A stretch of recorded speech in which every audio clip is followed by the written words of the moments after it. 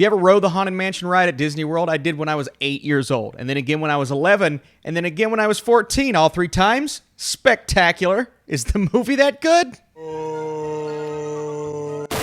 What's up, Flick fans? Welcome back to the channel. This is my Haunted Mansion review. We're talking the 2023 movie, not the 2003 movie. Is that when it came out? Is that 20 years old?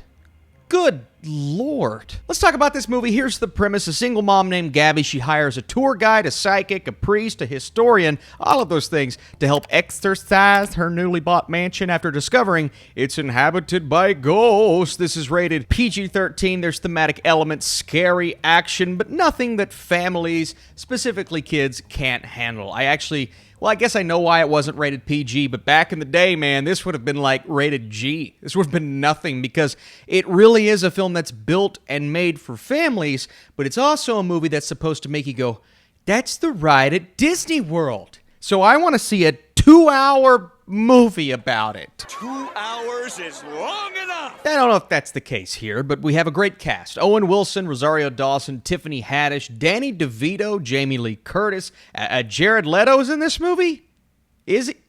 Where? The characters of note, Chase Dillon plays young Travis, who is a nice addition to the cast, and you would think, well, it's a movie for families, for younger kids, so it's going to be all revolving around the younger character, but that's not actually the case. This is revolving around Lakeith Stanfield's character, and I don't know how they convinced him to do this movie, but at the same time, he did add a lot to the film because the performance is good, you're rooting for him, but more importantly than those things, those ridiculous things that we'll talk about, this is a lead character and really a group of characters, and they're all dealing with some sort of personal trauma or grief, and specifically Stanfield, he has really bad anxiety, and that's not something that Disney movies like this often tackle, so I can appreciate some of the character work in this movie and the fact that the cast is so compelling, they're so good in their roles, it's hard not to like them, it's hard not to laugh. There are a few twists and turns that don't work, but one comedic twist that they do with Wilson's character in the third act does work, and he provided some nice moments that get you out of the framework of, oh, we're focused on the story, and more so, haha, they're really funny together. I like when they're together on screen. It's Owen Wilson, Danny DeVito. What are their characters' names? Wow. And that's the thing. These main three, Stanfield plays Ben. I remember Ben. Rosario Dawson plays Gabbie. She's solid enough, but everyone else in the film, even Owen Wilson, Tiffany Haddish, everybody, they're Owen Wilson, Tiffany Haddish. I don't remember their character names. I just liked their characters because it was them in the movie. But that's not really a testament to the writing. There are so many exposition-filled moments, unnecessary scenes that prolong the runtime. This film had zero, nada, zip reason to be over 2 hours, and I get it, that's with the credits, but this could have been 90 minutes long, easy, and they could have gotten away with it. There's so much fluff in this movie, so many scenes, it's just like, that's unnecessary. Why are we here? They're building up this entire moment, giving us a 4 to 5 minute scene just to tell a joke. And was the joke really worth it? Most of the time, it's not in this film, especially if you're an adult watching Haunted Mansion. We'll talk about kids here in just a second. But as a family experience, I feel like this is one where half the family is going to say, it was a fun time. It's a fun family movie. The other half's going to be like, what else is Oppenheimer's playing? We could watch that, family.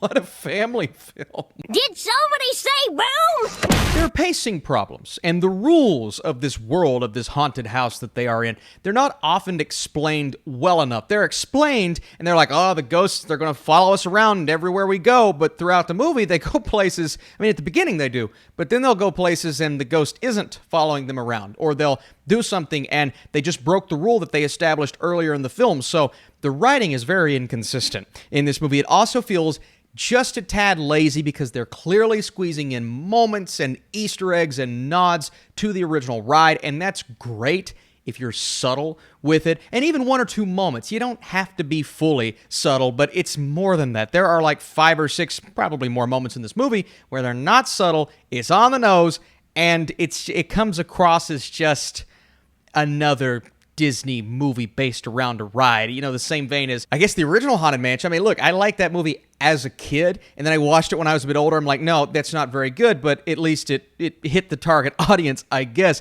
But it feels like that, or Tomorrowland, or just these films with talented people involved and really nice casts that they come and go. They don't stick in your brain. The message, especially with our lead character, is nice, but when he or she is surrounded by a story that's just so bland and forgettable and repetitive, and we've seen this before, and there's so much CGI in the movie, practical every now and then, occasionally, but the rest is just CGI, and it's just like, I'm kind of bored watching this. But all of those things being said, I could see how someone really young, 10 to 12, they're going to watch this movie in the way that I did with the original Haunted Mansion and say, I had a good time with that.